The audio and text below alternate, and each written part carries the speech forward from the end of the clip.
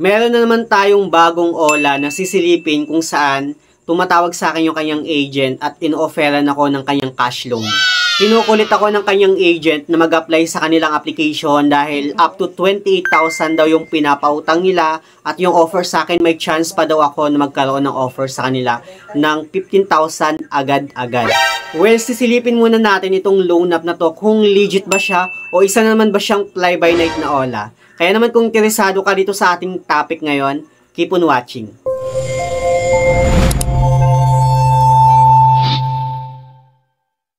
Hello guys, it's Ciel Mariano and welcome back to my YouTube channel. At kung hindi ka pa nakakapag-subscribe sa aking channel, please subscribe dahil palagi ako nag-share ng mga experience ko at nagre-review ng mga online lending platform kung legit ba o hindi dito sa ating channel. So ayun nga, pag-uusapan nga natin itong panibagong OLA na na-discover ko na bagong-bago lang siya. Wala siya sa Google Play Store pero nasa App Store siya. And based doon sa kanyang application, 63,000 na yung kanyang downloads. So parang iniisip ko talaga na baka hindi bagong OLA ito or nag-change lang siguro ng kanyang pangalan. Anyway, nung dinownload ko nga itong loan app na to and then nag-fill up ako ng aking application sa kanila, tapos nakat yung pag-fill up ko ng information ko, hindi ko na natuloy. Biglang tumawag sa akin yung kanyang agent, then tinanong kung bakit hindi ko na daw tinuloy yung application ko, sayang pa naman daw yung account ko, magkakaroon daw ako ng offer sa kanila ng 15,000, may chance daw ako na ma-offeran ng 15,000, and then ang sabi pa sa akin ng agent, na ma-approve na daw ako if ever na mag-a-apply daw ako sa kanilang apps. At dahil doon sa sinabi ng agent na tumawag sa number ko na ginamit ko sa kanilang applications, tinuloy ko na yung pag-apply sa kanila para masilip ko kung legit ba at kung okay bang utangan itong loan app na to.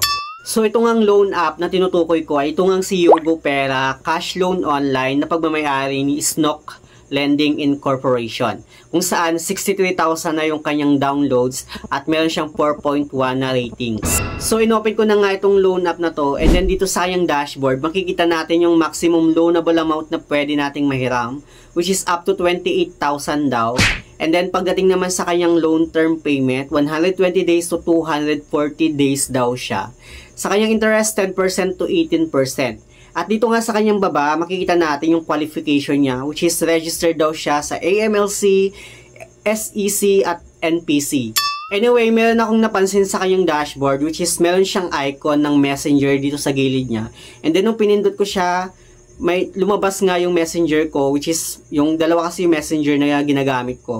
So lumabas yun pero hindi ko clinic yung messenger ko. So dito napansin ko lang at nagtataka ako na anong purpose neto.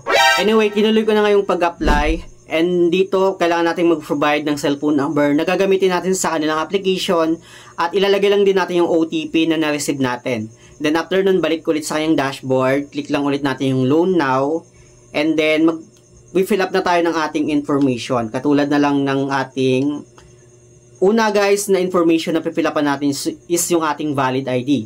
So mag-provide tayo ng ating valid ID. Ano ba yung mga ID na hinihingi nitong loan app na to?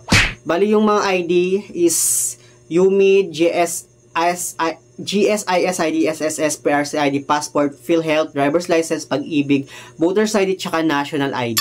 Ipilapan din natin yung ating ID number, first name, middle name, optional lang siya, last name, birthday, gender, marital status, tsaka yung ating children number. Dito naman sa kanyang other information, which is personal information, pipilapan naman natin yung ating personal email, education background, residence address, at saka yung employment type. Sa employment type, yung nga pwedeng mag-apply sa kanila is yung katulad na lang ng hotel, restaurant services, education, building, construction, lending company, sales agent of gadgets and mobile phones, collection company, BPO drivers, security, PNP, law, legal services, OFW, healthcare, accounting, finance, marketing, admin, business owner, freelance, engineering, computer, housewife, unemployed, government employee, farmer, other, or domestic helper. Ang daming pwedeng mag-apply sa kanya.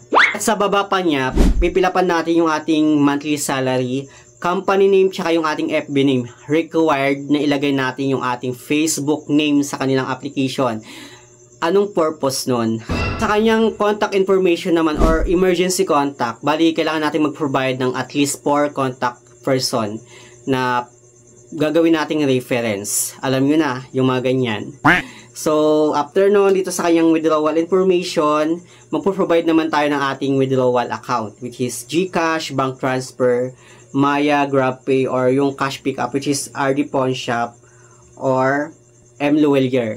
So, ganun lang kadali na mag-apply sa kanya, and then after nun, nag-credit limit under evaluation siya ng 1 minute, pero hindi pa umabot ng 1 minute, nalaman ko na agad yung result. At yung result nga is, reject nga ako. Hindi ko man lang nasilip yung kanyang loan details kung may offer ba siya. If ever, kasi mostly, di ba, nag-offer yan sila sa'yo, and then makikita mo doon yung kanyang loan details, and then nasa yun na lang kung i-confirm mo or hindi. Ganun talaga yung ibang mga loan app. Pero dito, hindi mo masisilip yung kanyang loan details. Diba, mostly ganun yung mga ibang loan app na bibigyan ka muna nila ng offer, and then i-check mo yung loan details. And then kapag once na okay sa'yo yung kanyang loan details, tsaka mo siya i-confirm. Pagka-confirm, doon na siya mag-under evaluation, and malalaman mo na lang kung approve ka ba o hindi. Pero nung tumawag sa akin yung agent, sinabi sa akin na kapag once na tinuloy ko yung application nung time na yon, ma-approve na ako, at may sasama yung application ko sa mga ma-approve, at may chance nga daw ako na magka-offer ng 15,000 and payable siya ng 14 days lang. Yun yung sinabi sa akin ng agent ni Yugo Pera. Anyway, sa mga merong loan dyan kay Yugo Pera, comment down below and share your experience dyan sa may comment section. But for me guys, no, hindi siya okay at hindi siya recommended ng utangan. Kasi alam naman natin, at yung mga gantong loan app na nanghihingi ng Facebook name, and then meron siyang logo doon ng messenger na kung saan pag once sa clinic mo and then pinindot mo yung messenger mo or inopen mo yung messenger mo gamit doon sa ng loan app, baka magkaroon ng access sila sa messenger natin or doon nila tayo i-chat, yung mga ganong scenario. So for me talaga, hindi siya recommended ng utangan at hindi siya magiging okay sa akin. For me, isa siyang fly-by-night na Ola. Anyway, yun lang naman yung gusto kong i-share. Sa mga hindi pa pala nakapag-subscribe sa aking YouTube channel, please don't forget to like, share, and subscribe. Click the notification bell para lagi kang updated sa aking mga susunod na video. Thank you guys, thank you for watching, and see you on my next video. Bye!